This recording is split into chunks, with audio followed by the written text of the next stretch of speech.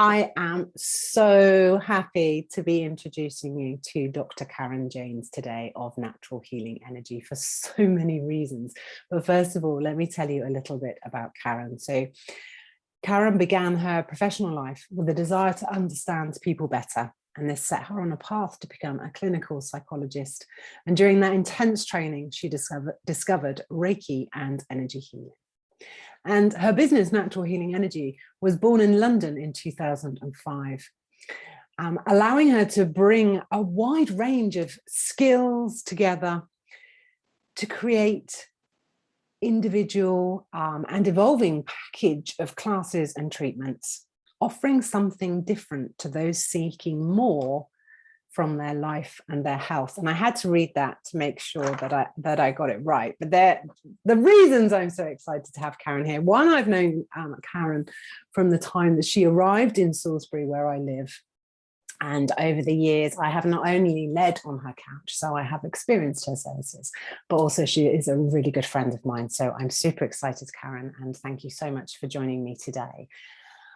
When we shall be talking self-care, why it's so hard and why it's more important than we think. I was going to say, and over to you. And I loved that pause. It was like, let's take a moment. Yeah, I think self-care is a word that seems to be getting more and more bandied around in recent years. And I think it's a term that's really a phrase that's really easy to use without us actually stopping to think, what does that really mean? Like, what am I even talking about when I talk about self-care? And I think there's probably, it's hard for me to really know now because I feel like I've ended up so immersed in it. But if you just sort of went out on the street and said to somebody, what does self-care mean to you? I would imagine that a lot of people might talk about sort of exercise, perhaps healthy eating, that sort of stuff. But for me, self-care over the years has become a sort of a broader and broader thing, and also something that I think very much is, it sounds a bit sort of corny, but really is a lifelong journey. And I think sometimes we fall into the trap of thinking, I've got it now. I've achieved good self-care. I've cracked it, and then we almost inevitably fall off the wagon. And I don't say that to be overly negative or pessimistic, but I think as a human being, really that just is part of being alive. You know, life throws stuff at us, and sometimes we're just a bit busier, sometimes work is just a bit more hectic or a bit more stressful, sometimes there's, I don't know, demands of kids or our family, the dog has to go to the vet, like all the, you know, it isn't always necessarily big, difficult, you know, really challenging life events, but just, you know, life is inevitably, you know, kind of up and down. We live in a world that is constantly inviting us to do more in less time. And I think, I mean, when I teach meditation classes, I often talk about this because I think it has a real effect on our minds. And I can't tell you how many people I speak to who, you know, say, my mind never shuts up. And it's like, we all think we're a bit odd in that our minds are like that, but actually we're just human.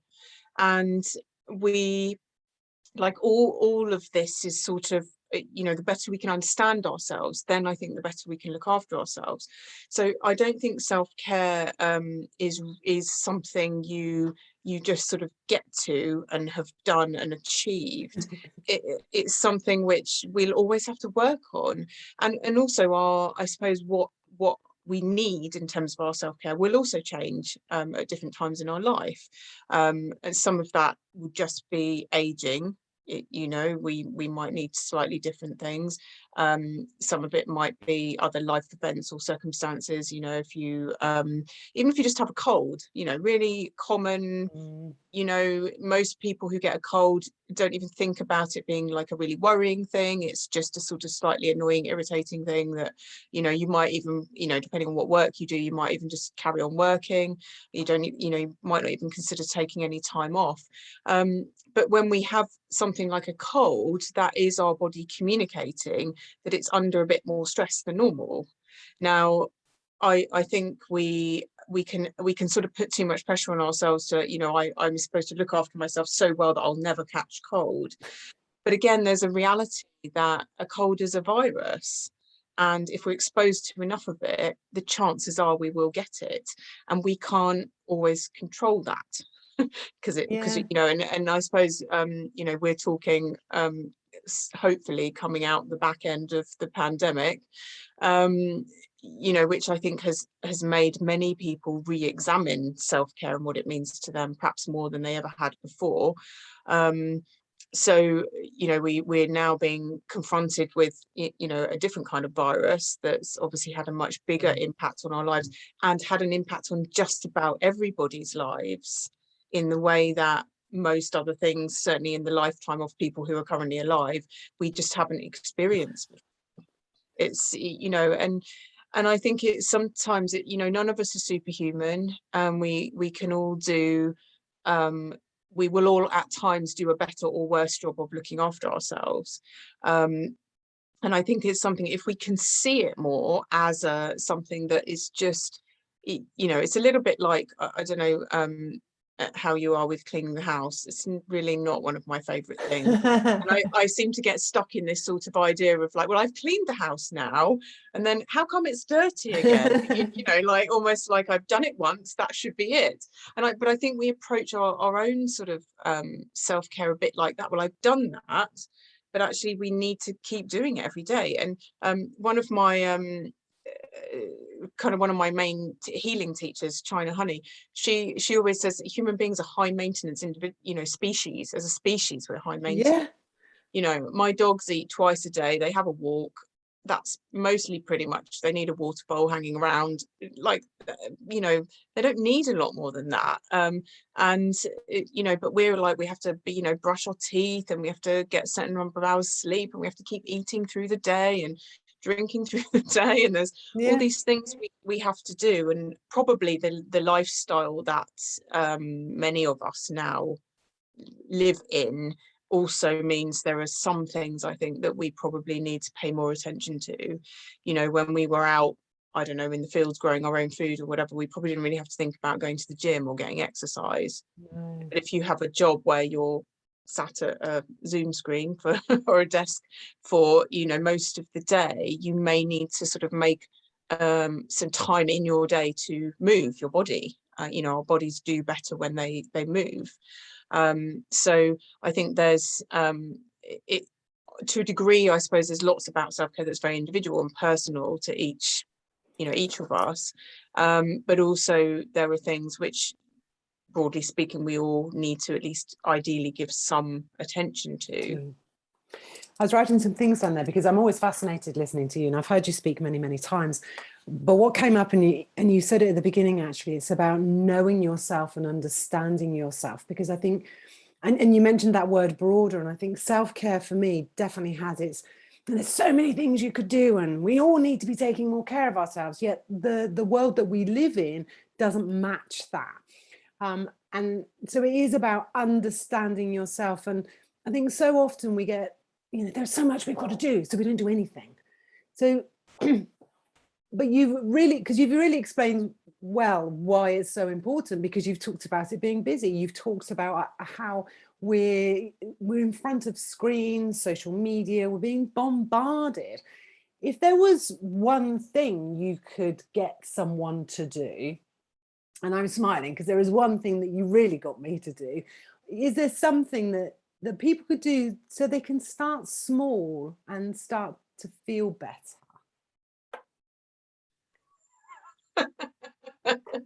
Yeah, I think actually that probably for most people, the drinking more water is something which I think can make a surprising difference to our lives.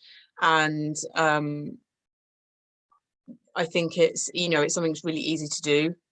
We are fortunate, we live in a world where we have taps in our houses, and you know, it's rare that probably anybody listening to this would ever be that far from a supply of fresh drinking water.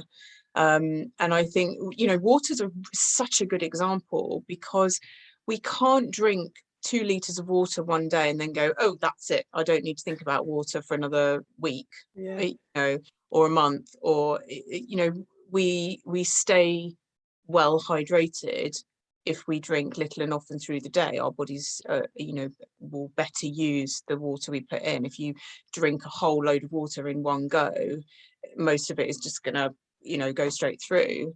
So I mean, one of the first things, this is an example I feel like I've been using for years, but it still stands up. One of the first things a doctor will do when you go into hospital quite often is put a drip in your arm.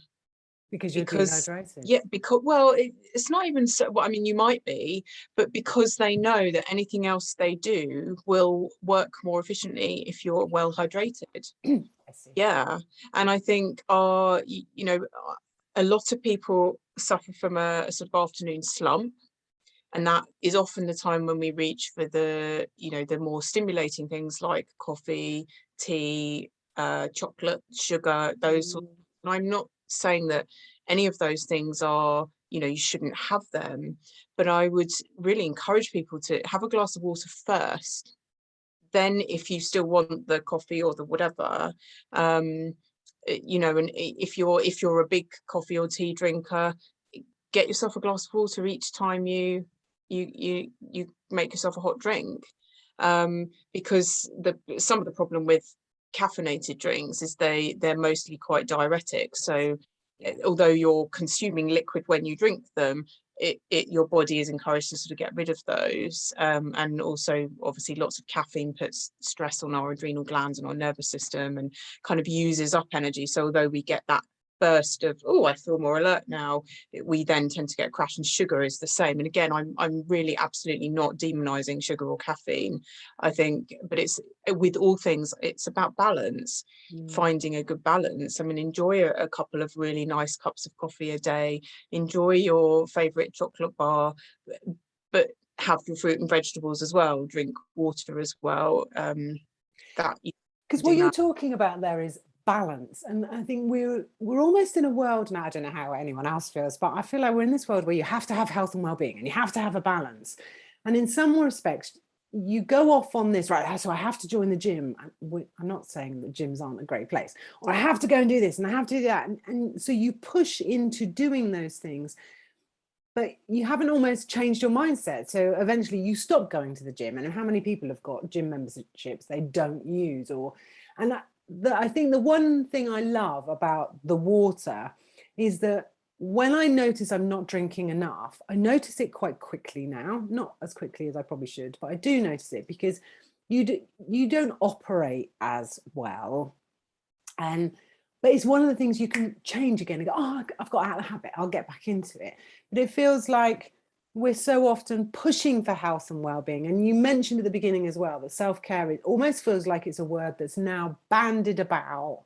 So we don't really understand what it is. So we don't work out what's right for us, which goes back to the other thing you said, which is know yourself. Yeah, and I think there's two things actually. I'm going to mention both of them now because hopefully you'll help me remember what the second one is when I go off and the first. One thing that I think would be really important for us to talk about during this session is about how we respond when our self-care has slipped.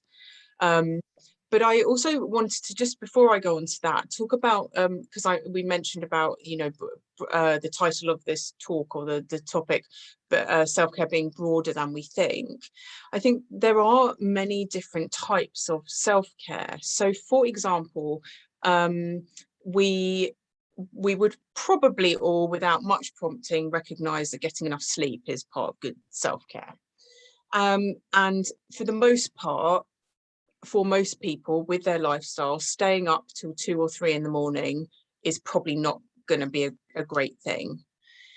But there may be occasions when you, I don't know, have a friend visiting that you haven't seen for a long time, and they're not staying for very long, and you end up, just the two of you, up late chatting.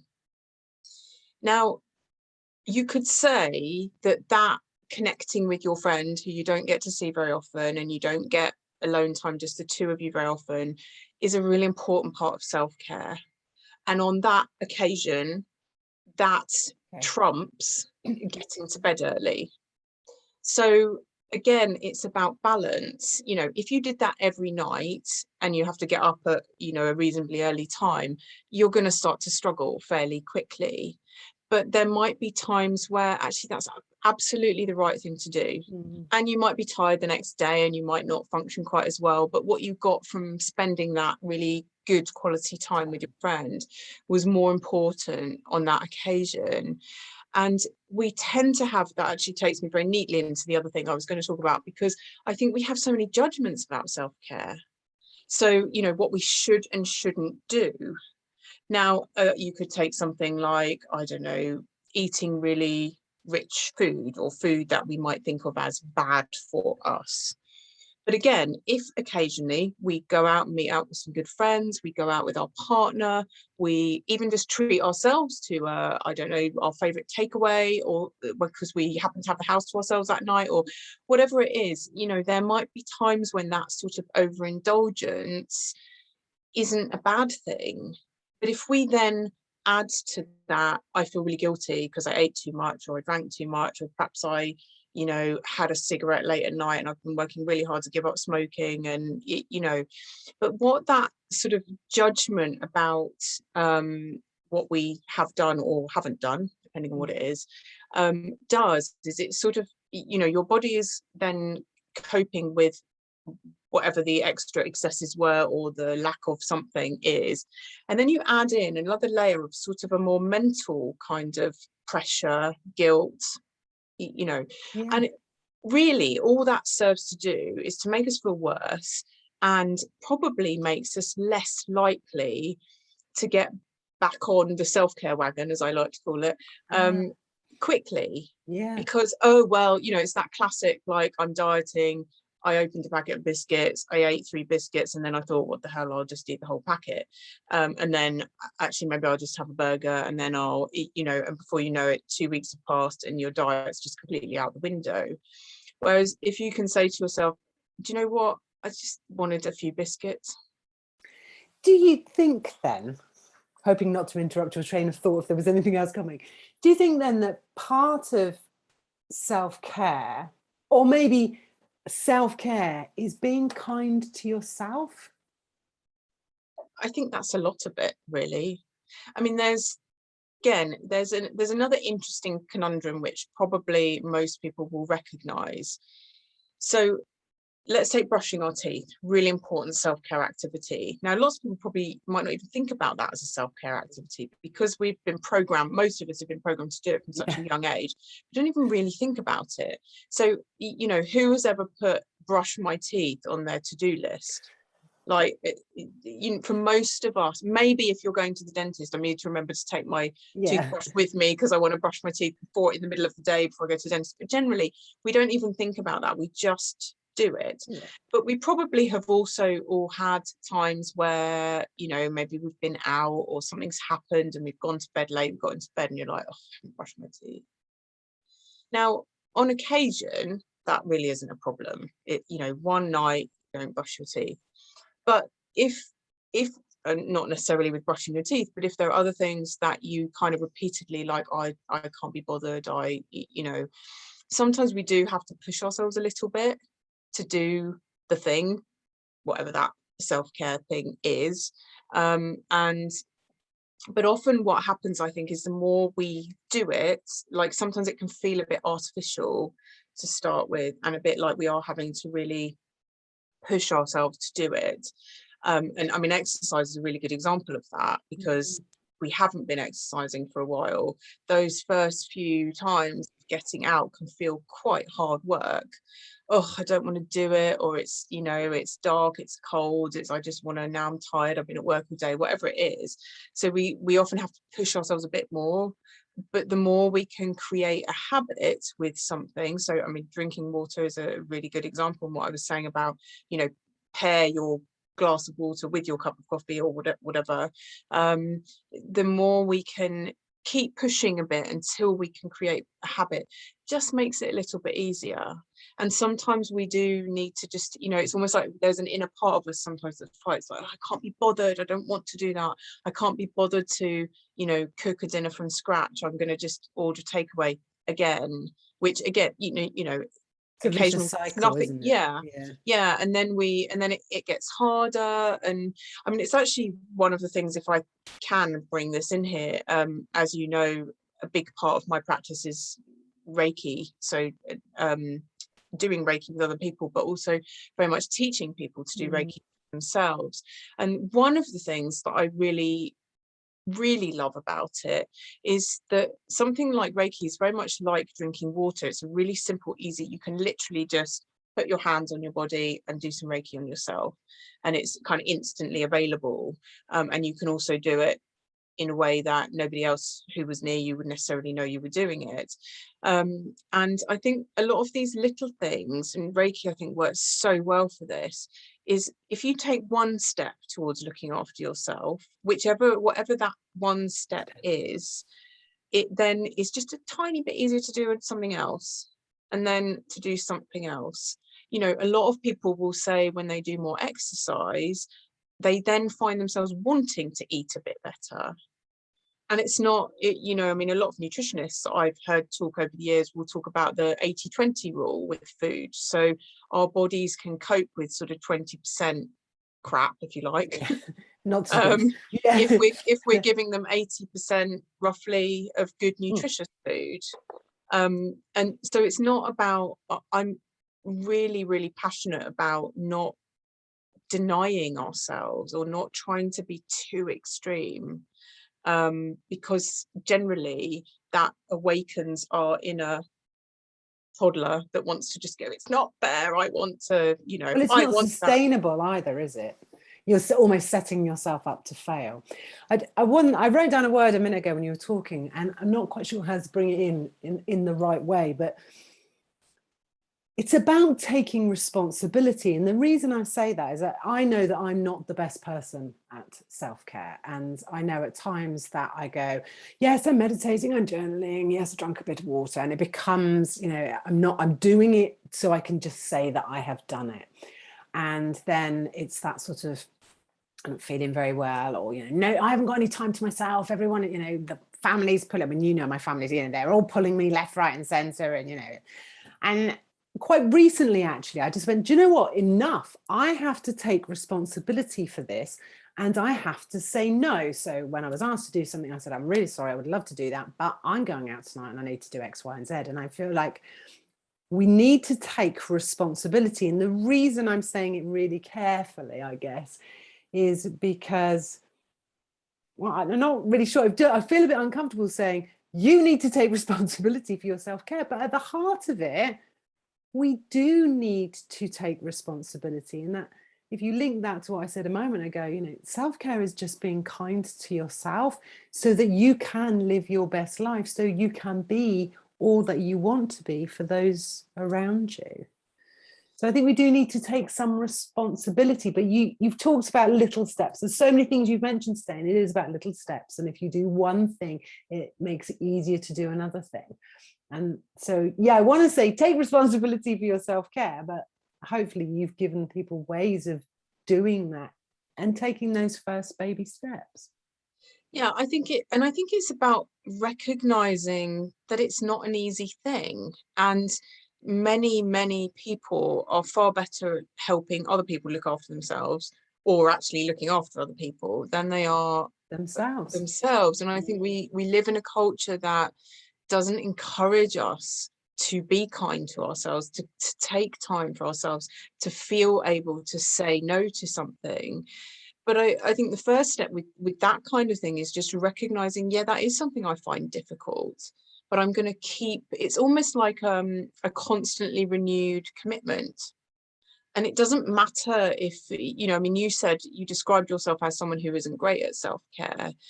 I'm not sure I'd agree with that, because actually, to me, somebody who is good at self-care isn't the person who does everything right all the time. They're the person who keeps returning to it. and keeps going, oh, hang on a minute, I've slipped a bit. I need to, okay, what's a priority today? I just realized the last 3 days I've hardly drunk any water. Let's just start there. I realized that actually I really need a weekend with my family without any other distractions this weekend. Or I'm going to send my husband out with the kids this weekend so I can just have a couple of hours to myself, you know, or whatever it is. But we're not good. And I think probably particularly women aren't good at asking for help, or at saying no, or at taking that time for ourselves. And that, again, is all part of that work in progress, is something that if we can do one thing, if that one thing is to not to sort of stop giving ourselves a hard time. I think for me personally, my journey of self-care, that's probably been the one thing that has made the biggest difference. And I'm not saying I never give myself a hard time anymore, but I've got so much better at catching myself if I do. And just accepting that part of being a human living in the world we live in is that we won't get it right, that we will fall off the wagon, that we will, you know, let it slip, let it slide, not always be doing a good job. And if we then spend 3 weeks or sometimes a lot longer beating ourselves up about how rubbish we are at self-care, rather than just going, actually, I'm somebody who's on a quest to have good self-care. And I love that. I'm on a quest. And, you know, and on a quest, it never all goes smoothly, does it? Like there's always, you know, suddenly there's a mountainous pass that you hadn't anticipated, or, you know, the ogre comes chasing after you, or whatever it is, you know, and some of those things might be ways we trip ourselves up. Some of them might be ways just the world gets in the way, life gets in the way. So to me, somebody who's good at self-care isn't somebody who always gets it right, but there's somebody who keeps renewing their commitment to being on that quest and saying, you know, actually, this is my endeavor for my life, knowing I'm not going to get it right, and accepting I'm not going to get it right. And what I was going to say, it's so interesting. I go, well, I'm not very good at self-care, and almost as the words were out, you know, I was like, why would you even think that? But I think that goes back again to how we feel, and we're not as good as this person, and comparison, and, you know, I'm not doing all of that. But actually, it goes back to what you said at the beginning: know yourself, doing what is right for you in any way that is right for you, but always start and always keep coming back to it. Yeah. One of the most kind of unkind or least self-care activities that many people do is the way they talk to themselves in their own head. Like we're horrible to ourselves. We're really awful to ourselves. And that is and that's probably not something you ever think about really as self-care. Even people who, you know, seem relatively well adjusted and are quite positive people and, you know, basically like themselves, will nearly always be way harder on themselves in their own minds than they were, you know. So and one other, I suppose, just to get this in before we finish, one other, I think, really useful tool, if you like, for good self-care is think to yourself, what would I say to a good friend? What would how would I be treating this person if it was someone I cared about? Because most of us would treat people we don't like that much better than we treat ourselves. And that sort of thinking, if you like, is often a part of that beginning of our quest, if you like. I'm glad I found that word. Quest is a good word, isn't it? So am I. Journey. Yeah, it's because it's, you know, it's something which is going to have its challenges. A journey is something which might all just go smoothly, whereas a quest feels like something which is going to have rocks in the way, is going to have challenges. But I like the word quest as well, because it feels like it's an adventure and it's exciting and you don't actually know. So you may go this way and find actually the better journey is this way. So for me, a quest feels like it's a really, it's a beautiful journey that you'll be able to take, and we'll be able to keep looking at, you know, different areas of life. Karen, I knew it would be awesome speaking to you, because it's always awesome speaking to you. And I hope that we have shown people the broader sense of self-care and how it can be a simple one-step start. and not to be hard on ourselves. And also there was something else you said at the beginning that I think is really important, you know, the self-care, whether it's a journey or a quest, life changes, experience changes. So it's not something that's done and dusted. It's something that we continuously work on, whether that's in the moment or whether that's into the future, because that's life and we do age. There is nothing we can do. I can't invite any experts to talk about how we can stop that process. But I always love talking to you and listening to you, and you have an amazing ability to just make it really easy and simple. If somebody wants to get a hold of you or to find out more about you, what's your website address, Karen? Let's share that. It's naturalhealingenergy.com. Perfect. And you offer so many ways that people can work with you. So I do highly recommend that you visit the website. Thank you so much, Karen. Thank you very much for having me.